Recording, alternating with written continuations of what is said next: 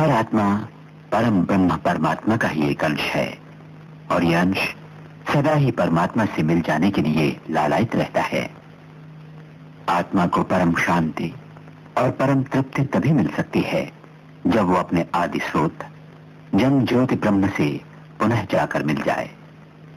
आध्यात्मिक कला में प्रवीण संत और ज्ञानी आत्मा से परमात्मा के मिलन का मार्ग दिखाने के लिए ही समय समय पर इस संसार में आते हैं।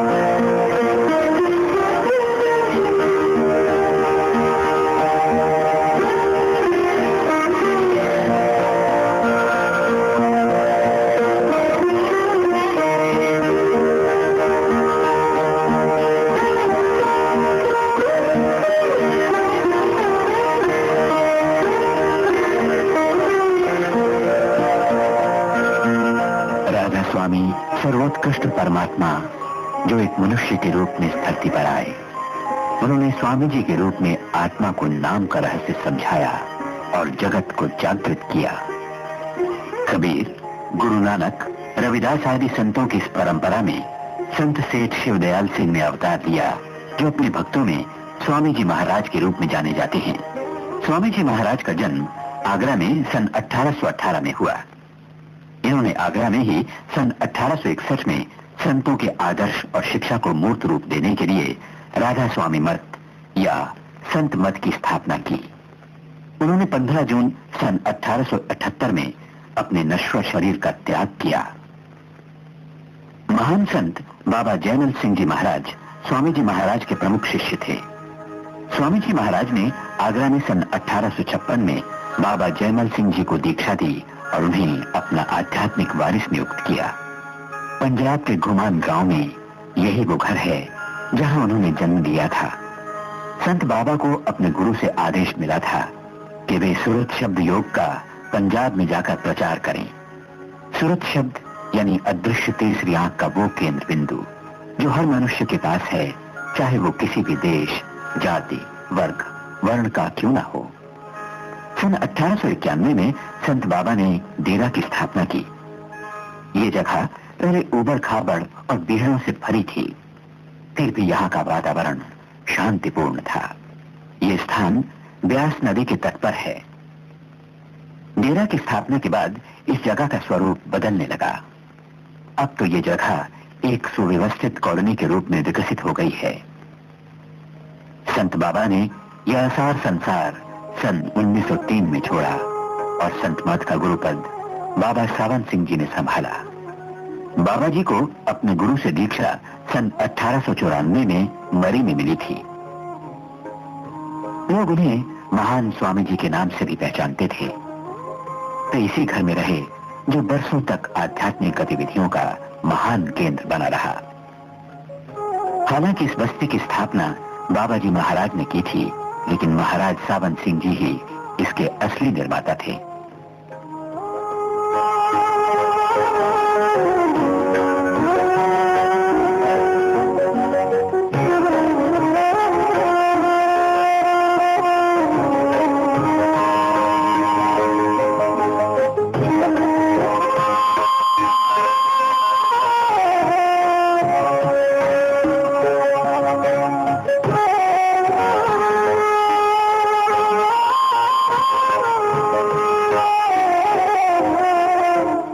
सावन सिंह जी ने 2 अप्रैल सन 1948 को देह त्याग किया और उनका स्थान सरदार बहादुर जगत सिंह जी ने संभाला।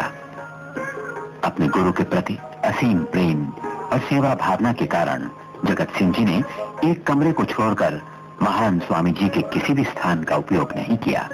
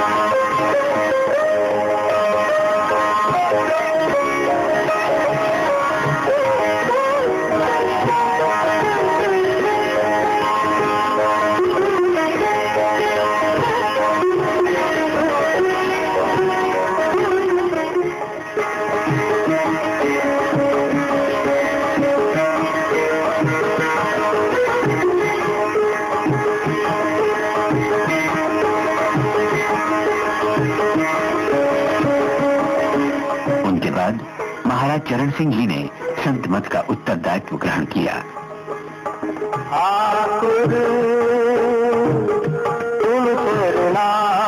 जीवित स्वामी जी ही संत मत की सर्वोच्च शक्ति के रूप में विराजमान होते हैं। मन का संशय जब तेरा दर्शन पाया ठाकुर। महाराज जी कहते हैं, सभी संतों का संदेश एक होता है, सीख एक होती है। इस संसार में संत हमें मार्ग दिखाने के लिए आते हैं, वो मार्ग जो हमें अपने असली घर की ओर ले जाता है। वे कहते हैं ईश्वर एक है और वो हमारे अंदर है। अगर हमें उसे पाना है तो उसे अपने ही अंदर ढूंढना होगा। संत हमें शब्द यानी उस जगन्य शक्ति के बारे में बताते हैं जो परमात्मा का ही रूप है। सृष्टि के निर्माता परमात्मा को हम अपने स्तर से प्राप्त कर सकते हैं। वो परमात्मा शब्दमय ब्रह्म और शब्दमय शरीर है। शब्दमय महाराज जी आत्मा को परमात्मा से मिलाने वाली टूटी कड़ी को जोड़ देते हैं। दीक्षा के समय महाराज जी शिष्यों को वो विधि सिखाते हैं और समझाते हैं जिससे आत्मा अपना सारा ध्यान शरीर से खींचकर तीसरे नेत्र के मध्य बिंदु पर केंद्रित कर सके। इस विधि से शब्द या पवित्र ब्रह्म परम परमात्मा से संपर्क स्थापित होता है। ये शब्द हर प्राणी में निवास करता है। इस विधि से चेतना शरीर को छोड़कर तीसरी आंख के मध्य बिंदु पर केंद्रित की जाती है। इस विधि को महाराज जी ने जीते हुए मरना का नाम दिया है।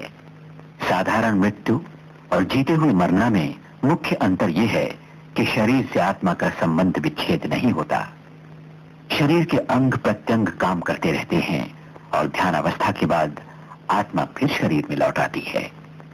जिस किसी ने इस जीते हुए मरने की कला में प्रवीणता हासिल की है, वो अपनी इच्छा से शरीर छोड़ सकता है और फिर से ग्रहण कर सकता है। इस ध्यानमग्न अवस्था में हम अपनी चेतना क्रमशः शरीर से हटाकर तीसरे नेत्र पर केंद्रित करते हैं।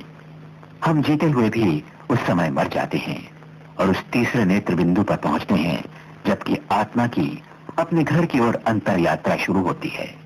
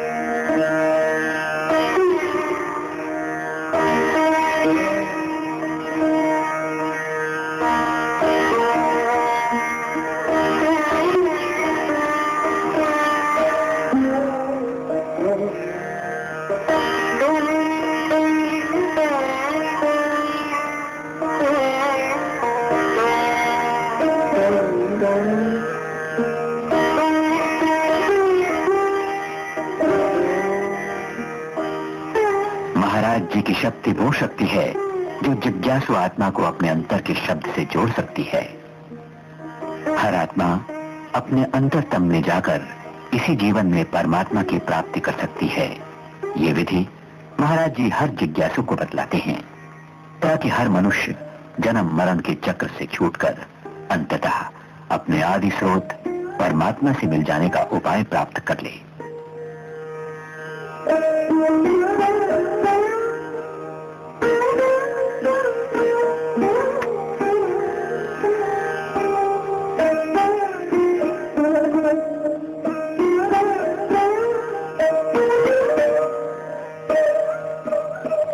स्वामी जी महाराज की सीख का एक ही उद्देश्य है, जो आत्मा लंबे समय से असंख्य जन्म जन्मांतरों के बंधन में फंसी है, उसे जाति, वर्ण और धर्म के घेरों से छुड़ाकर अनंत शांति और आनंद की ओर ले जाना, उसे फिर से शब्द या परम परमात्मा से मिला देना। The purpose of Simran is to withdraw our consciousness back to the eye center, and the purpose of Dhyan is to hold our attention at the eye center. Dhyan is a great help for the disciple, to the disciple, but it is not must. Even without Dhyan, we will be able to hold our attention in the eye center. Our soul has two faculties, faculty to think and faculty to visualize. We are always thinking about something or another, and about whomsoever we are thinking, we also start visualizing those faces, visualizing those objects. So we have to eliminate this worldly thinking. We have to eliminate this worldly visualization.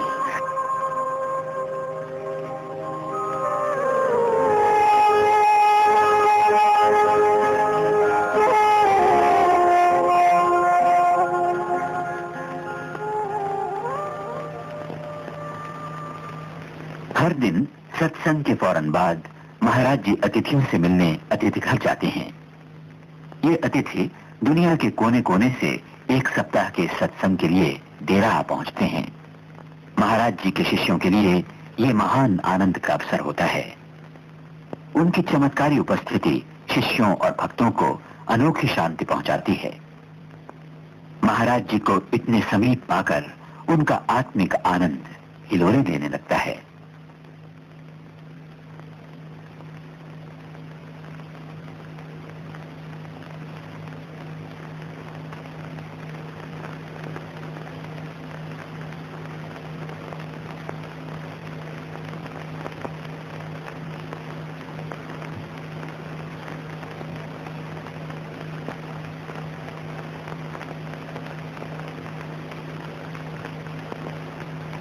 The atmosphere we built around us by meditation should help us to keep straight in life, to help us in our daily activities in life.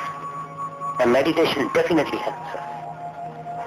It creates a certain bliss, certain peace, certain joy within ourselves.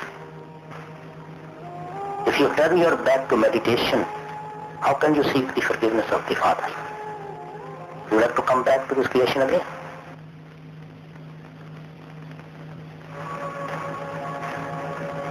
You can be forgiven. Because when you are attending to meditation, that will create that faith in you. That will give you faith. But if you don't attend to your meditation, then how can you be forgiven?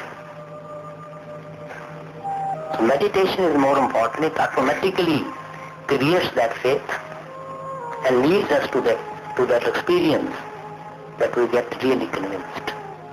संत सदगुरु महाराज सभी लोगों से मिलते हैं तथा सत्संगियों, जिज्ञासुओं और बाहर से आने वालों को मिलने का विशेष समय देते हैं। आध्यात्मिक विषयों की पुस्तकें और पत्रिकाओं से युक्त पुस्तकालय और वाचनालय इस सत्संग बस्ती में सबके लिए उपलब्ध हैं। सत्संग के क्रियाकलापों की जानकारी और प्रसार के लिए परमार्थ के विविध प्रकाशनों का प्रबंध होता है और उन्हें दुनिया के कोने कोने में भेजा जाता है।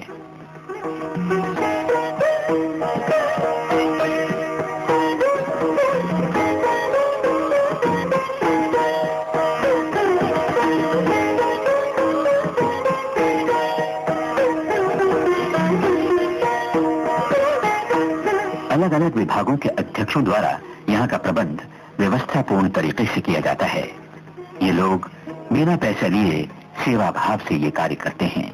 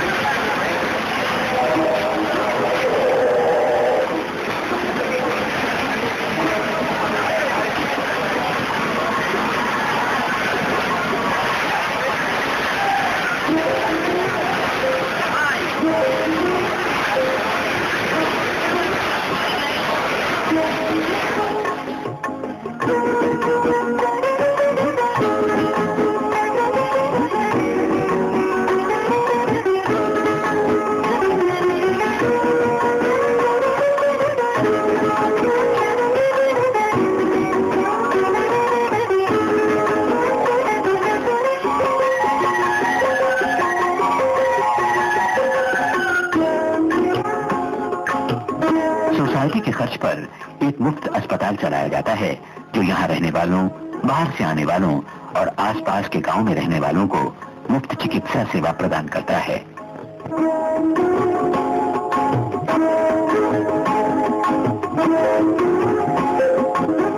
यानी स्वास्थ्य सेवा की विशेषता है हर वर्ष यहाँ लगने वाला नेत्र चिकित्सा शिविर।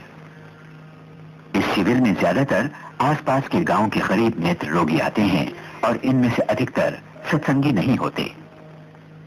मानवता के दुख निवारण की भावना के साथ इन्हें शिविर में भर्ती किया जाता है। डेरा की 50 से ज्यादा अतिथिशालाओं को शिविर वाले दिनों में अस्पताल के वार्डों का रूप दे दिया जाता है। यहाँ करीब 2000 आंखों के मरीजों को रखा जाता है। आई कैम्प या शिविर के सभी मरीजों को मुफ्त खाना, चाय, दूध, विटामिन और दवाइयां दी जाती हैं। मरीजों के साथ आने वाले उनके परिवार के लोगों को भी निःशुल्क खाने और रहने की सुविधा दी जाती है।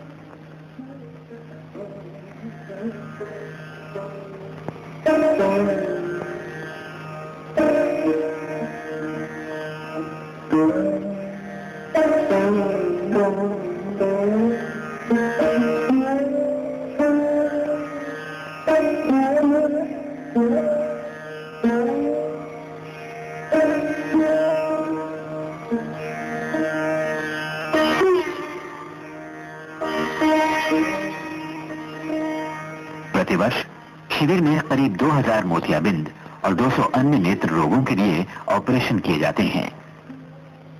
कम साधनों में भी ऑपरेशन का ऊंचा स्तर कायम रखा जाता है। इसका एकमात्र कारण है सेवा और समर्पण की भावना।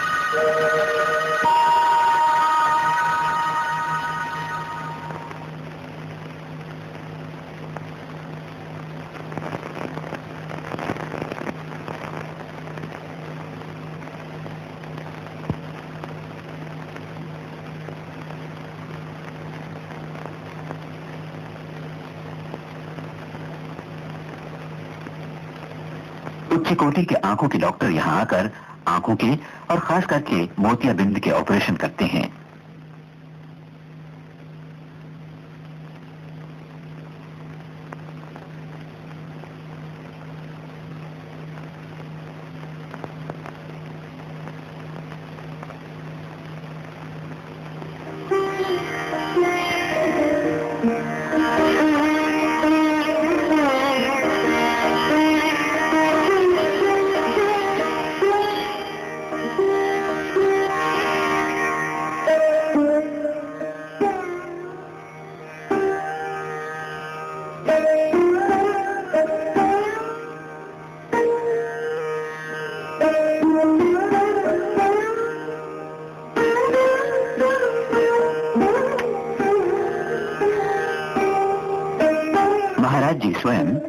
कम से कम 2 बार शिविर में पधारते हैं और सब वार्डों का निरीक्षण करके इस बात का पता लगाते हैं कि डॉक्टरों को उनकी जरूरत की चीजें मिल रही हैं और बीमारों की ठीक से देखभाल हो रही है।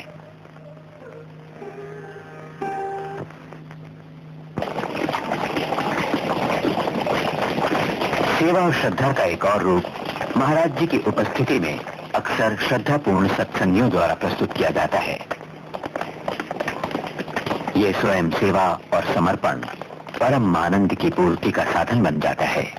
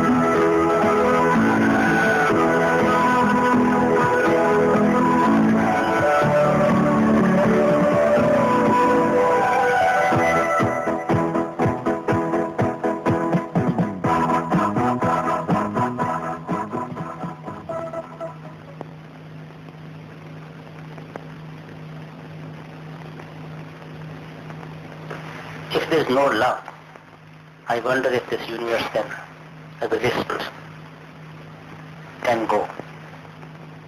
We cannot live without love here. Hatred means eliminating each other. It's only love which sustains us in this creation. So that is the law of life.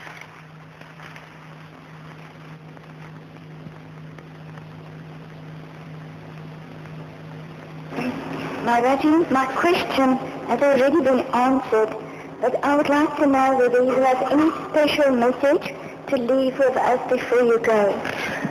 Well, sister, I have already given you the message which Christ said 2000 years ago, that sin against the Holy Ghost can never be forgiven. So we should also never turn our back towards meditation.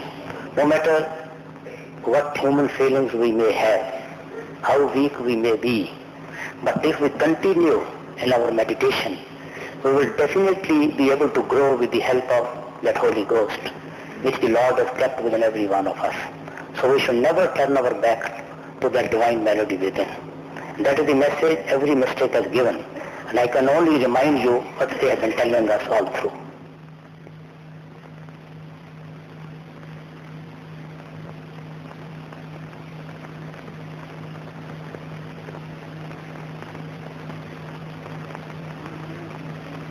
Maharaji, in the morning satsang you mentioned diet to live. What is its real significance? Would you please explain it? Still, we all know that we have to die one day. There is no escape. And meditation is nothing but a rehearsal to die daily. At the time of death, our soul is withdrawn from the bottom of our feet. And then when we are withdrawn till the eye center, then the soul leaves the body. So we say the person has died. And the same thing we try to achieve in meditation. We try to withdraw our consciousness right from the bottom of our feet to our eye center every day in order to be in touch with the divine light within, divine melody within. So this is dying while living. Unless we learn to die while living, we do not live forever. We do not get everlasting life, eternal life. So we have to die to live. We have to withdraw our consciousness to the eye center and be in touch with that divine melody within. And with the help of that light and divine melody, we have to travel within and find our destination and reach our destination and escape from birth and death. That is why St. Paul said, I die daily. And Kabir and Dadu says that people are so frightened of death. And I die every day and I'm so happy to die every day. This is just a way of explaining.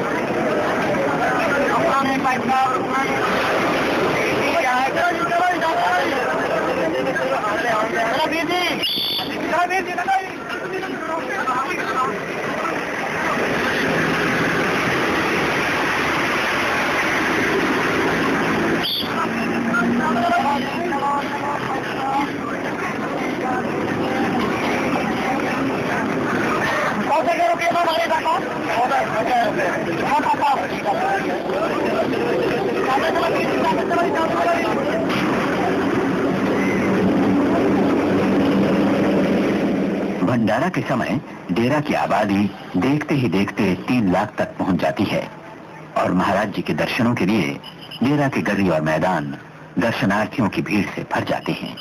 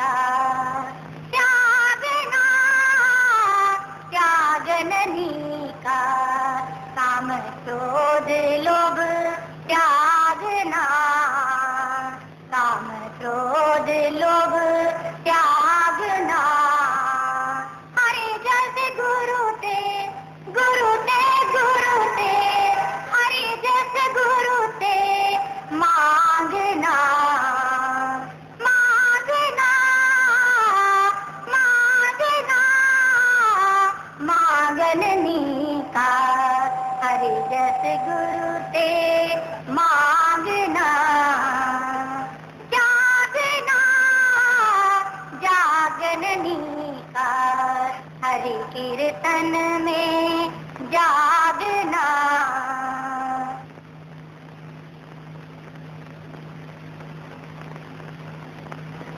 चेतावनी भाग दूसरा शब्द 15वां। मन रे क्यों गुमान अब करना,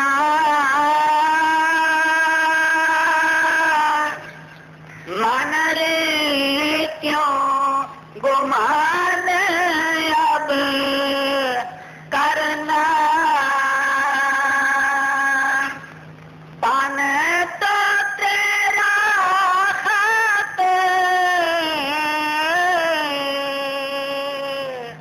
मिलेगा, 84 जा पढ़ना। श्री हजूर स्वामी जी महाराज की बाणी है। इस छोटे जे शब्द के अंदर आप संत मत के मुतल्लक, संता महात्मा की तालीम और उपदेश के मुतल्लक बड़ी अच्छी तरह हर पहलू तो खोल के समझा रहे हैं। वैसे तो मैं हर रोज ही अर्ज करता हाँ कि महात्मा किसी कौम, किसी मजहब, किसी मुल्क, किसी वक्त अंदर क्यों ना हो, हर एक महात्मा सानू परमात्मा की भगती करन दा इको ही तरीका समझाता है, इको ही साधन समझाता है। स्वामी जी महाराज उपदेश करते हैं कि रचना दुनिया जो कुछ भी आप अखां नाल देख रहे हैं, एक 84 का बहुत बड़ा सारा जेल खाना है। इस जेल खाने अंदरों परमात्मा ने निकलने का केवल एक दरवाजा रखा है। वो केड़ा दरवाजा है? वो इंसान का जामा है। ये मौका इसी वास्ते परमात्मा सानू बख्शदा है कि इस तो फायदा उठा के असी मालिक की भगती करिए, मालिक नाल वसाल करिए, ताकि साडा देह दियां बंधना तो, मरण जमन दियां दुखों तो हमेशा वास्ते छुटकारा हो सके। गुरु नानक साहब कहेंगे हैं, काया नगर नगर है नीको वे सौदा हर रस कीजिए। साडी देह बहुत ही खूबसूरत शहर है, क्योंकि इसके अंदर बैठ के आप हरी का सौदा खरीद सकते हैं, मालिक की भगती कर सकते हैं।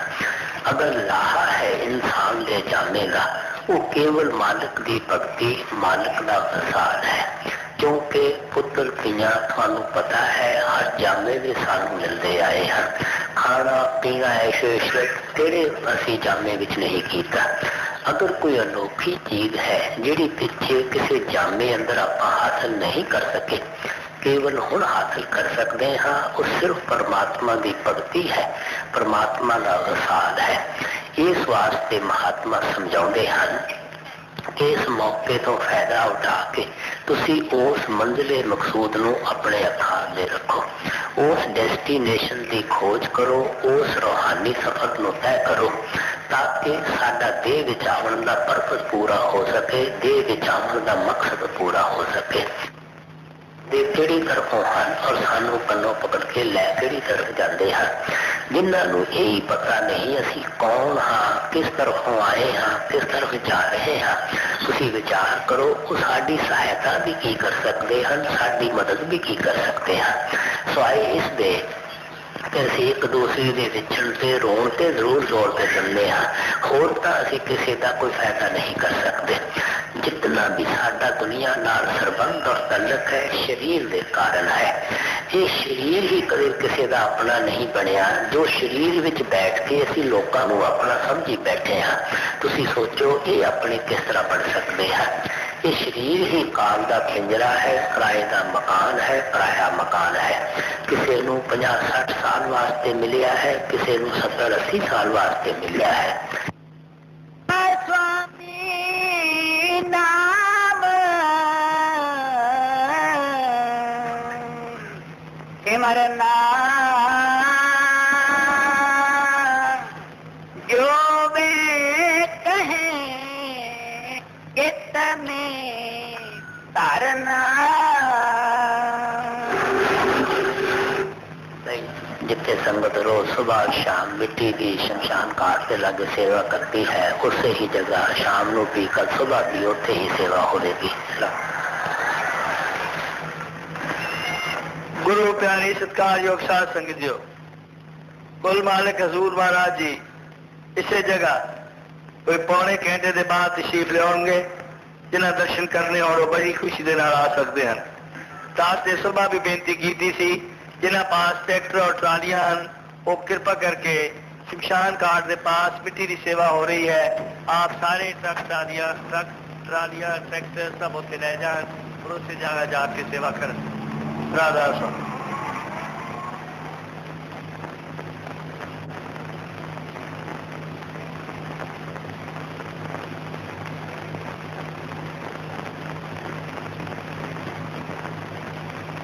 भंडारा एक ऐसा अवसर है जो पूर्व गुरुओं की बरसी या पुण्यतिथि पर आयोजित किया जाता है।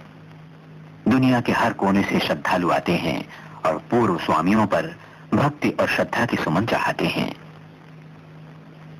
नामदान या दीक्षा मंत्र भंडारा के अवसर पर होने वाली एक महत्वपूर्ण घटना है। नाम या शब्द बिना लिखी बिना बोली एक ऐसी शक्ति है जिसका नाम परमात्मा है। नाम मनुष्य के शरीर में प्राण शक्ति की तरह स्पंदन करता है। यही शक्ति परमात्मा की शक्ति है।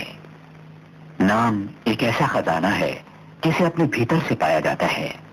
जो लोग इस खजाने को बाहर से पाने की कोशिश करते हैं वे जग की भूल भुलैया में फंसे रहते हैं, भूल पर भूल करते रहते हैं। नाम की शक्ति हमें केवल महाराज जी से ही मिल सकती है।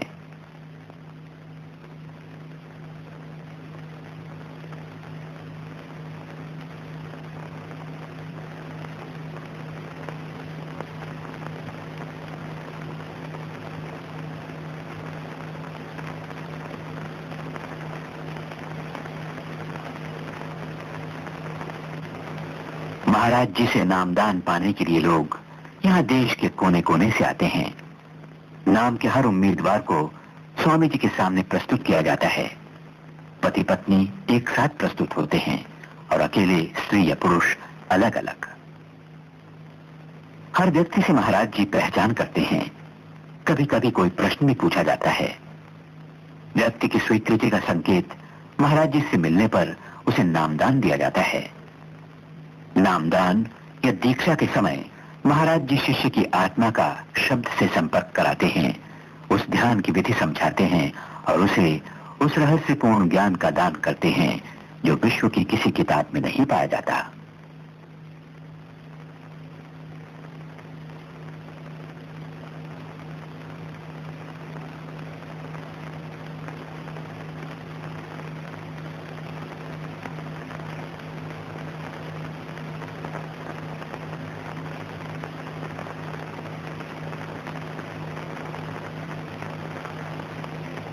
अतिथियों की सेवा का एक मुख्य साधन है लंगर।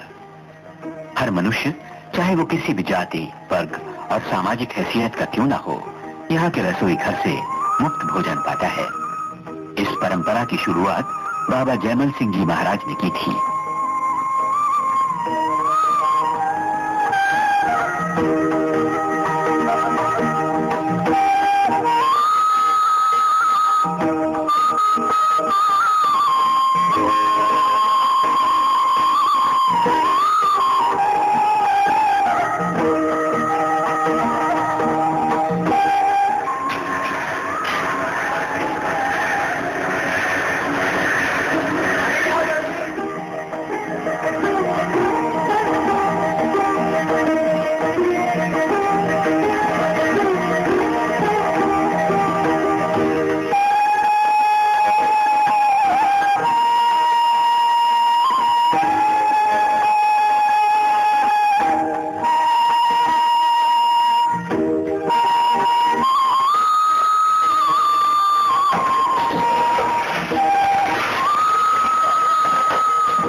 लाखों लोगों के लिए भोजन की तैयारी साफ सुथरे ढंग से की जाती है।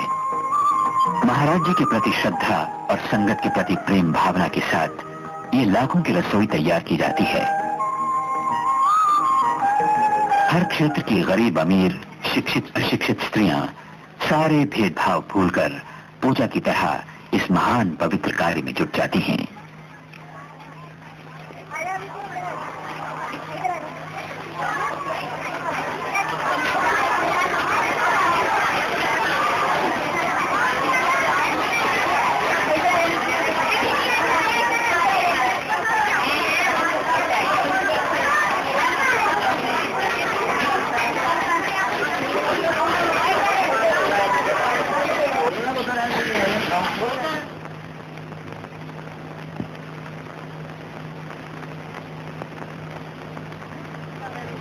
भंडारा के दिनों में हर सुबह हर शाम महाराज जी लंगर पर पधारते हैं। जहां जहां सेवादार भोजन बनाते हैं, महाराज जी वहां जाते हैं।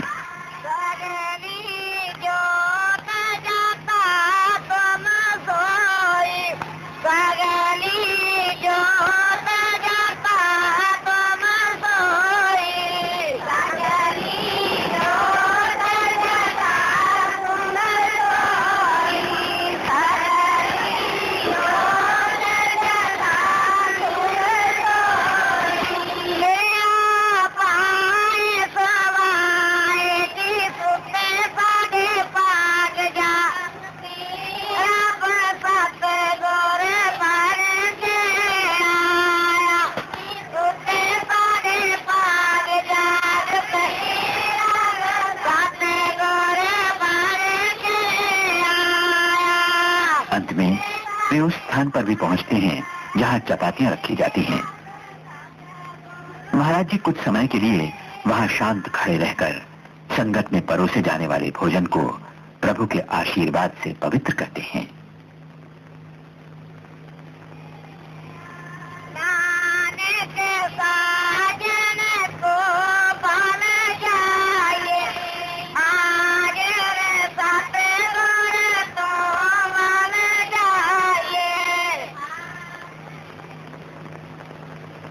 पिछले कई वर्षों में लंगर या भोजन कराने के स्थान में काफी वृद्धि हुई है।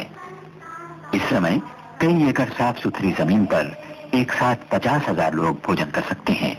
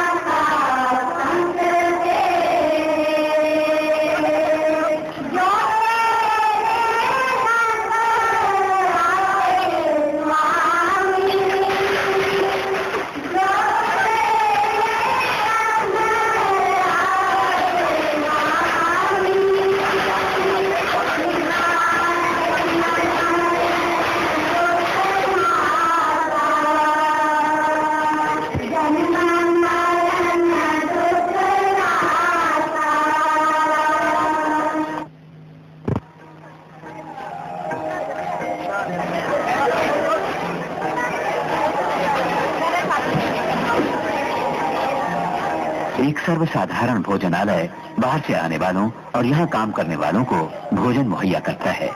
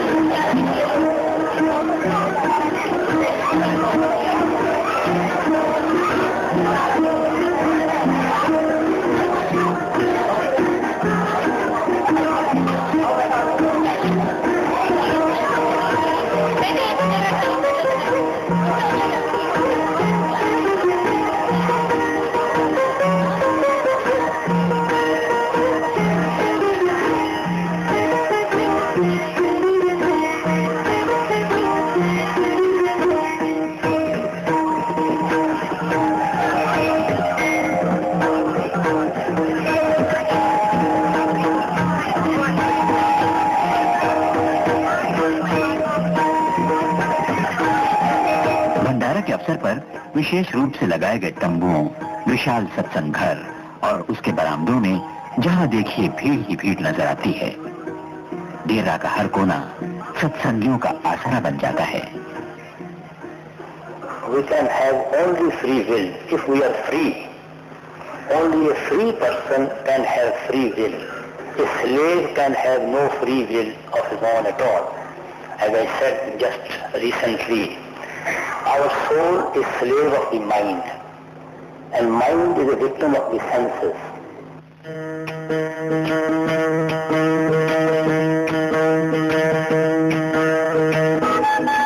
सेवा संत मत का प्रमुख कार्य है।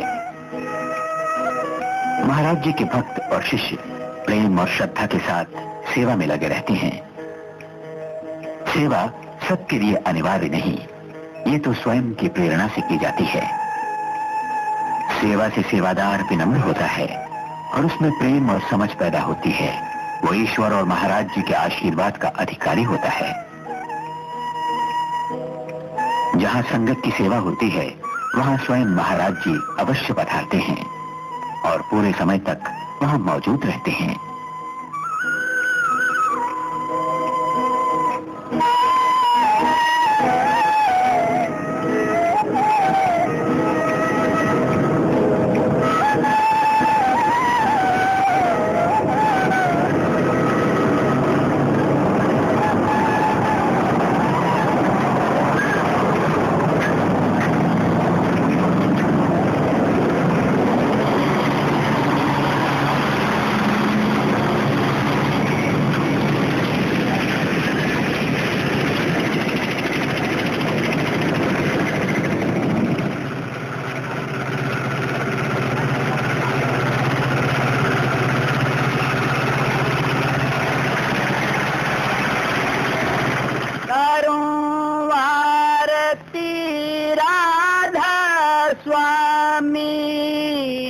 तन मन सुरत लगाए,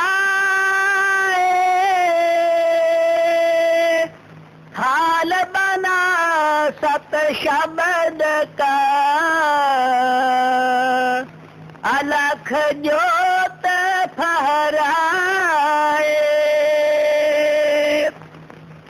हंस सभी आरत तरे, सन्मुख दर्शन पाए। राधा स्वामी दया कर दीना यदम लखाए अनहद तोन कंटा बजे शंख बजे मृदंग ओंकार मंडल बंधा मेघनाद गर्जा